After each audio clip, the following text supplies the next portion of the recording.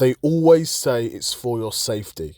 First it was more cameras, then mandatory phone alerts, then age gates on half the internet. Now, a mandatory digital ID for every adult in Britain. You can call this modernisation, but I call it what it is. It's the end of a free society. Because once the state can continuously check who you are, where you are, and what you can access, freedom becomes permission.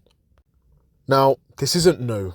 Britain had ID cards during the Second World War, and they were scrapped in 1952 when peacetime returned, because they were seen as a deep, dangerous step towards state surveillance. And in the 2000s, Tony Blair's government tried again, proposing biometric ID cards. The plan collapsed after public outrage, with critics warning it as a civil liberties disaster waiting to happen. Back then, the promise was, this isn't who you are. Britain doesn't need a national ID. Fast forward to now. The digital version is back, not as an option, but as a requirement. And this time, it's harder to resist. Reports from outlets like the Financial Times and Sky show that the government is preparing a mandatory digital identity for every adult, a system you must use to live and work legally. Earlier projects like gov.k.uk One Login were marketed as voluntary, just a single login for online services, but the new plan flips it from helpful login to compulsory passport for life. And once you're enrolled, you can't just opt out.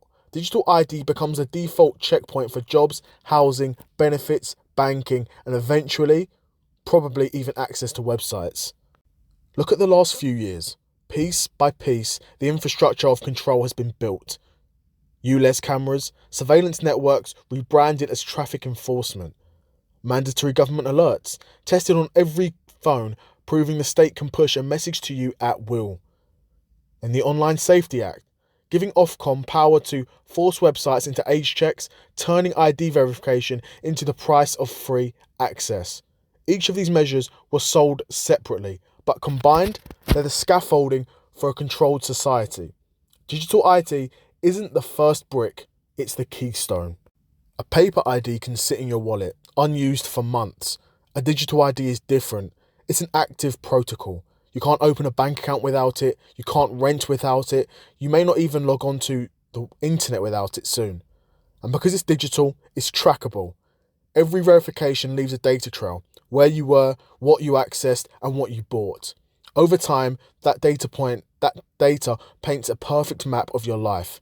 And once that map exists, governments, corporations, or even hackers can use it however they want. Now, at launch, the digital ID might just check whether you're eligible for work or not, but history shows these tools never stay limited. A system built for fraud prevention will soon be tied to health records. A system built for benefits will soon be required for travel.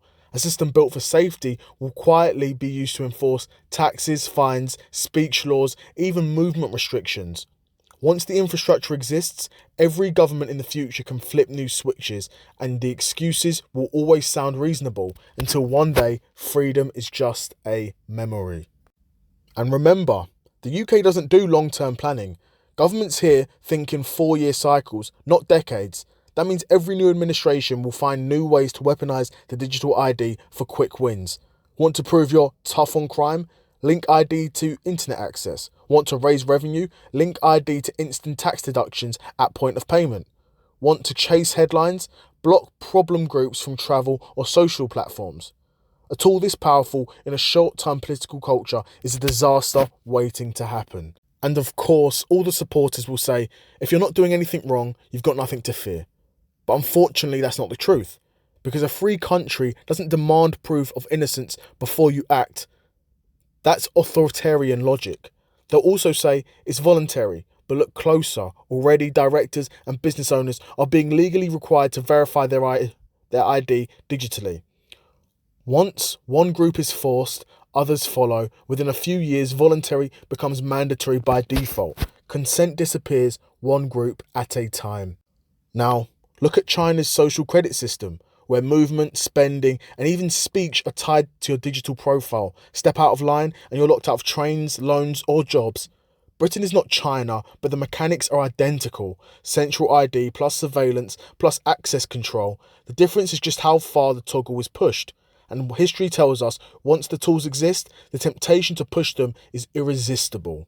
Britain is drifting from a society where freedom is assumed to one where freedom is conditional.